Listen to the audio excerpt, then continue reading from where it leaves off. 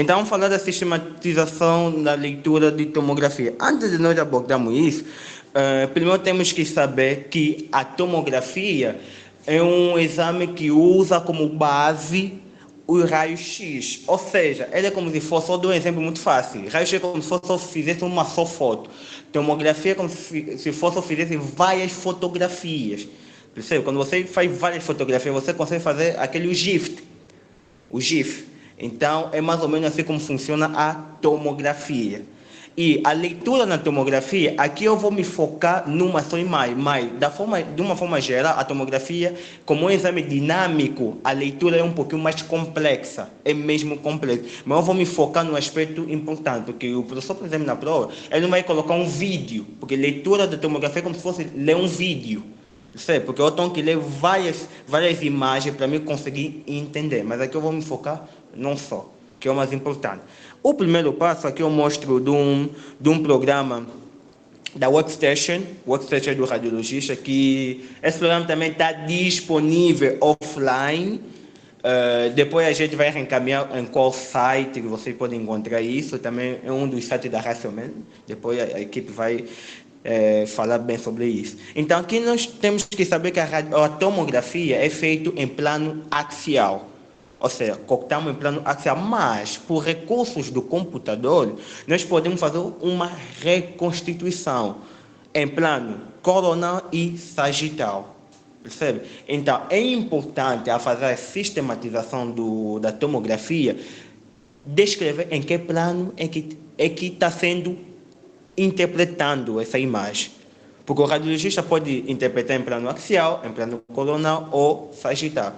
Agora você vai me perguntar, mas será que... Por que eu vejo mais em plano axial e não coronal e sagital? Bem, o axial é mais feito porque eu tenho uma visão mais ampla, percebe? Eu consigo ver melhor de antero-posterior. Mas isso não quer dizer que coronal também não é importante. É sim importante. Por exemplo, coronal é muito importante para descartar, por exemplo, outras patologias. Por exemplo, para você ver se, por exemplo, uma patologia continua até ao parênquima, ou sai do mediastino até ao parênquima ou não. Por exemplo, para ver bronquetasia. No coronal você consegue ver melhor o brônquio, porque eu corto diferente. E sagital é importante para avaliarmos a coluna. O melhor para avaliarmos a coluna é o plano sagital. O axial dá um jeito, mas nem tanto assim. Então, é importante os colegas conhecerem esses planos. Eu vou avançar. Então, aqui nós temos o famoso janela. Acho que vocês já ouviram falar sobre as janelas. Bem, o que é janela na radiografia? Ou na tomografia, nesse sentido? As janelas é como se fosse nós mexemos com brilho e contraste. Sabe quando aquela imagem que você vai no Snapchat, você tenta mudar o brilho, o contraste, por exemplo, para a tua cara ficar mais assim, mais chamativo do que o resto do fundo. É o mesmo também que acontece com a tomografia. Nós podemos mexer o brilho e contraste para tentar evidenciar um conjunto de órgãos. E nós temos muitos tipos de janela. Focando no pulmão, nós temos dois tipos de janela, focando no tórax. Nós temos janela do mediastino, você tem, quando eu visualizo melhor o mediastino, e o pulmão fica, como vocês podem ver, o pulmão fica hipodenso. Lembrando que aqui usamos densidade. Temos isodenso, hiperdenso e hipodenso. Tá bom? Isso é janela do mediastino. Foi feito para avaliar pactis mole e músculo. Em outros livros vocês vão ver que vão falar que janela do mediastino e pactis mole. Tanto faz. Tá bom? E aqui eu tenho janela pulmonar. Já na janela pulmonar, o que eu evidencio melhor são os campos pulmonares que estão aqui. Os campos pulmonares é o que eu evidencio melhor. E se você der conta, o mediastino, o músculo, tudo ficou na mesma cor. Isso é a importância da janela. Aquilo te mete mais focado. E você consegue avaliar melhor. Tá bom? Então, isso são as janelas. Apesar que tem também janela óssea, janela do cérebro, por aí vai. Tem muitas janelas, mas aqui o nosso foco são essas duas janelas. E uma outra coisa importante que nós temos que ter aqui é a anatomia do mediastino, focando no pulmão, porque eu não tô, a anatomia na tomografia focando no pulmão e não no mediastino. Nós temos que saber a seguinte: como sempre, mesmo na radiografia, e tanto aqui na tomografia não muda, Aqui nós temos o lado direito e aqui nós temos o lado esquerdo, ou seja, pulmão direito, pulmão esquerdo. E é importante também saber que aqui nós temos anterior e aqui nós temos posterior. Como é que eu falei anterior? Estão vendo, vou apagando só. Estão vendo esse ossinho aqui? Essa estrutura hiperdensa é o externo. E o externo é anteriormente. E aqui, acho que todo mundo aqui já reconhece, é o meu corpo vertebral. E eu tenho posterior. Então aqui eu tenho anterior e posterior. É muito importante saber o sentido. Tá certo? Depois daqui você deve ser capaz também de identificar os lobos. Apesar que no slide adiante vocês vão conseguir ver cada lobo. Lobo médio, superior e inferior. Mas é para indicar que, como aqui é anterior, aqui é posterior, então ao fazer a sistematização, por exemplo, do campo pulmonar, aqui vai ser, ainda não está bem definido, mas depois vou mostrar as fissuras que separam. Aqui eu vou ter, por exemplo, lobo, como eu estou no lado direito, vou ter lobo superior, vou ter lobo médio e lobo inferior. É muito importante vocês classificarem desse jeito, porque podem classificar o lobo inferior de baixo para cima, não. Perdão, o lobo superior por baixo, não fazem isso. Porque eu também tenho essa falsa ideia.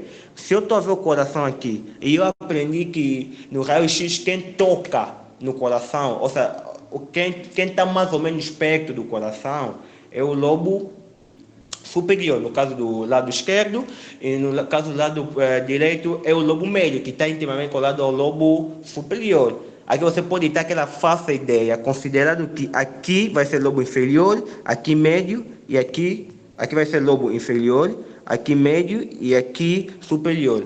Não faça isso, é de cima para baixo. E é muito importante vocês saberem isso ao ler uma tomografia, porque pode cair uma tomografia. Lembra-se que algumas patologias como bronquiectasia e tudo mais é na tomografia. Se você calhar com essa rifa, terá que seguir essa sistematização. Eu vou apagar e eu vou continuar. E aqui, para ficar mais explícito o que eu estava falando, como é que eu consigo localizar isso? Eu vou ver se eu consigo colocar aqui o marcador. Beleza. Então, nós temos que lembrar sempre da anatomia. É muito mais que a palavra importante. Lembra-se que no pulmão direito eu tenho duas fissuras. Então, duas fissuras. No esquerdo eu só tenho uma. E lembre-se que a fissura é nada mais que a pleura.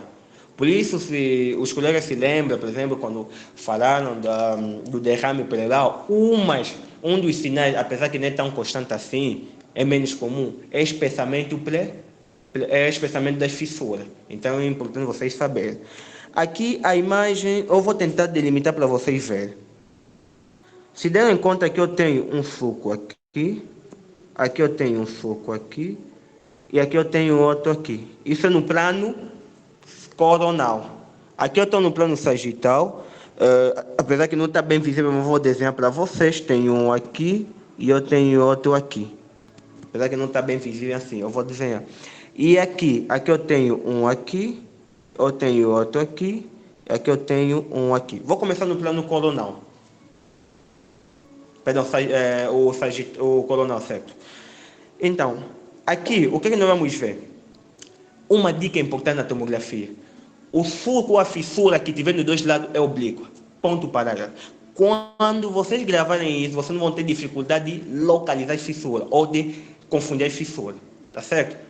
Ou depois, acho que vou contar que vou mandar um vídeo da tomografia que eu mostrei primeiro, porque está na nossa base de dados. Vou mandar um vídeo para você ver como é dinâmico. Depois vou ver se com a equipe técnica podemos disponibilizar isso. Tá bom? Então, o sulco que tiver nos dois lados é oblíqua, só pode ser oblíqua. Então, isso aqui, acho melhor apontar, isso aqui é oblíqua, isso também é oblíquo. Só que os lobos na qual eles vão separar vai ser diferente do lado esquerdo e direito. Isso também vale no raio-x. Por exemplo, à direita, a fissura oblíqua vai dividir o lobo inferior do lobo médio. Por isso você vem aqui.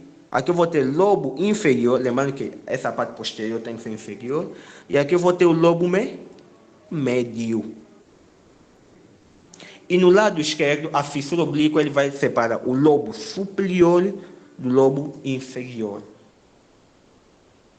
Porque no lado esquerdo, no campo pulmonar esquerdo, não existe lobo médio. O lobo médio do lado esquerdo equivale à língula. E a fissura horizontal, que só existe no lado direito, ele vai separar o lobo superior do lobo médio. E aqui no axial está aqui. Lembrando que vocês vão ter mais acesso ao plano axial do que outros planos. E para você localizar é super fácil.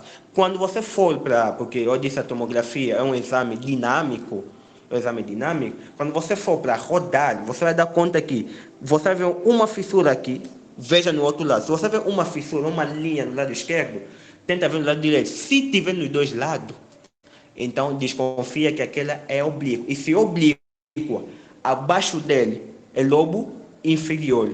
Acima dele vai depender. Se for no lado esquerdo, vai ser lobo superior. Se for no lado direito, vai ser lobo médio. É muito importante os colegas terem em conta disso. Aqui nós temos um pequeno exemplo que eu trouxe para vocês. Um pequeno exemplar. Então, é sempre, não muda nada. A música é a mesma. Apesar que, se for num caso clínico, por exemplo, quando formos para apresentar no médico, ou na apresentação, tem que falar o nome do paciente e a idade. Mas aqui nós encurtamos porque nós não temos toda essa informação. Então, vai estar. Estamos diante, trata-se de uma tomografia de alta resolução do tórax, ou tomografia do tórax, no corte sagital ou no corte axial ou plano axial, depende, na janela pulmonar, porque essa janela é pulmonar, é muito importante saber a janela. A coisa não muda. Parte mole e óssea sem alteração, parênquima pulmonar sem alteração. Se tiver uma alteração, deve caracterizar conforme no raio-x. Se tiver uma alteração, por exemplo, vamos ver mais adiante aí, vou mostrar como caracterizar. Tem um exemplo patológico. Então, vamos ver aqui um exemplo patológico aqui. O que os colegas conseguem notar aqui, vamos tentar usar o conhecimento que eu disse antes de nós começarmos. Vamos tentar aí ver. O que é que nós temos aqui? Nós temos anterior, temos posterior. E aqui eu consigo ver uma linha que está aqui e outra linha que está aqui. Eu consigo ver essas duas linhas. Se eu estou a ver duas linhas, apesar que estão quase ao mesmo lado, é porque essa linha só pode ser fissura oblíqua. Então, olha só que aqui é o meu lado esquerdo e aqui é o meu lado direito. Logo, o que tiver acima dessa minha linha, o que tiver acima aqui, só pode ter lobo médio. Apesar que o lobo superior está aí, mas ainda não localizamos uma fissura horizontal. E aqui é lobo inferior. E aqui eu tenho lobo inferior e aqui eu tenho o lobo superior. Lembrando que aqui na tomografia é mais fácil nós usarmos esse sistema do que usamos aquilo que era na radiografia, da região hilar, parahilar, supratrabecular, infratrabecular e base. Aqui fica um pouquinho complicado. Aqui é mais fácil com lobo, porque as fissuras já estão bem visíveis. Depois, o que eu estou a ver aqui? Nós temos que ver o que estou a ver. E eu vou lendo para vocês verem. Estamos diante de uma tomografia de alta resolução do tórax, no corte axial, na janela pulmonar. Parte mole e óssea sem alteração. Lembrando, para mim veio isso aqui, rodar, porque é um exame dinâmico, é como se fosse um GIF, um vídeo. Supondo que aí está tudo bem. Num parênquima pulmonar, sério,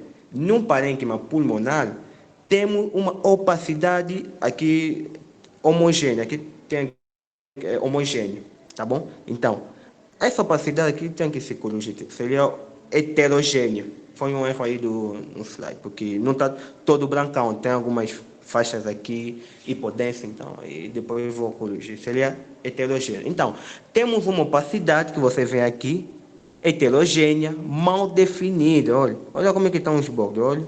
Então, foi mal definido, olha, bem mal definido. No lobo inferior direito, ou também pode começar no parênquima pulmonar, ou seja, no lobo inferior direito, temos, também tanto faz, depende de você, tá bom? No lobo inferior direito, com broncograma AL. O que é broncograma AL? É esse brônquio aqui, que você consegue ver. Não sei se você consegue ver uns tubinhos aqui, mas hipodenso, isso que é o broncograma AL, com marcação, sem marcação. Então, esse broncograma AL, lembrando da fisiopatologia, o que é isso? É quando, imaginemos, o alvéolo é hipodenso ou preto, o bronco também é preto. Preto com preto, sem nada silhueta. Eu não consigo ver nada, eu só não consigo identificar onde está o alvéolo e onde está o brônquio. Mas por alguma patologia, por exemplo, neste caso, eu tenho o bronco sendo preenchido de alguma coisa que não seja ar, então eu vou tornar esse branco mais hiperdenso. Então eu perco aquele sinal de silhueta, porque a sinal de silhueta só, ou seja, eu perco aquele sinal de silhueta. O sinal de silhueta só acontece quando estão duas estruturas com a mesma densidade se tocando. Então aqui o que eu vou ver? Eu vou ver o brônquio grandão passando no meio do alvéolos doente. Então isso é o broncograma aéreo. E aqui está sugestivo de um padrão consolidativo. É sempre consolidativo? Não, nem sempre. Nem sempre que a presença de broncograma aéreo fortifica ou é para bater no martelo que não, isso aqui ou não, isso aqui é consolidação, porque a clínica fala muito. Você também pode colocar também sugestivo de um padrão infeccioso ou de um processo infeccioso, não faz mal. Mas sempre dependendo da clínica. Aí está, dependendo, então aí está diagnóstico dependendo da clínica. E a mesma coisa também que vocês vão fazer com outros padrões. Até no raio-x também é assim. Se for triangular, vocês vão ter que descrever é triangular. Se for redondo, é uma radiopacidade redondo, homogênea, heterogênea, com mais espicular. É como se fosse fazendo uma semiografia da lesão. Tudo que você vê, pode relatar. Quanto mais detalhe você dá, mais você aproxima do diagnóstico. Então é mais ou menos isso aqui. Já vou ir no último slide. Vai ser bem rapidão. Então esses são alguns aspectos que vocês vão ter em conta. Por exemplo, bronquiectasia, como que vocês vão tentar descrever? Então você pode descrever, por exemplo, assim, ou tem uma radiopacidade, uma radiopacidade, ou uma hipodensidade circular, circundando por exemplo, de um ponto, ou de uma radiopacidade circular, por exemplo. Ou seja, você tenta descrever o anel de Sinet, tenta fazer essa descrição, é mais ou menos assim. Quanto mais você descreve, melhor ainda. Sempre lembrando, a hiperdensidade, a hipodensidade, qual é o formato, será que está especulada, está circular, está redonda, retangular, é mais ou menos aí. Agora, na tomografia, nós temos um dado importante na tomografia, muito importante. No raio-x é difícil nós conseguirmos isso. Diferenciar o vidro fosco da consolidação. No raio-x é difícil, mas na tomografia dá. Por que isso é importante? Porque o vidro fosco quer dizer que o meu alvéolo está parcialmente preenchido e a consolidação está totalmente preenchida. Por isso você vê que as densidades são diferentes. Aqui está hiperdensa, mas está moderadamente. Mas aqui não. Aqui está branco de brancão. Mas como é que eu identifico isso? Será que é através da tonalidade? Não, é simples. É só você ver a trama vascular, ou os vasos. Na consolidação, como o alvéolo está tão preenchido, eu não consigo ver as linhas passando. Mas no vidro fosco não. No vidro fosco eu consigo ainda ver esse vaso passando. E é muito importante diferenciar isso. Aqui, acho que depois vamos disponibilizar. Aqui tem uma sistematização mais completa. Ouvi isso, que eu só me foquei naquilo que é nosso objetivo. Mas se for mais completa, vocês vão ter que ver a mama, a lesão, vão ter que ver o aquaótico, o coração, as 4 regiões, na do parênquima, vão ver padrão normal, na prela, vão ver padrão. Então, vão ver lá muita coisa. Vamos ver lá muita coisa, mas aqui nosso foco é aquilo que eu disse. O mais importante que vocês devem reter são a localização das lesões, como identificar o lobo superior, médio e inferior, saber qual é a janela, como identificar essa janela pulmonar, janela do mediastino, e saber qual é o plano, o corte, se é axial, se é coronal ou se é sagital. Esses são alguns livros que eu utilizei para fazendo esse slide. Alguns livros estão no nosso site aí. Por exemplo, o livro Radiologia, Aspecto Fundamental, é muito bom. Eu aconselho os colegas a lerem esse livro, é muito detalhado. Ele fala daquelas características da pneumonia intersticial, pneumonia lobar, segmentar, broncopneumonia, como diferenciar um do outro. É muito top. E aí é o nosso site onde vocês podem encontrar isso, o nosso e-mail. Vocês podem deixar isso.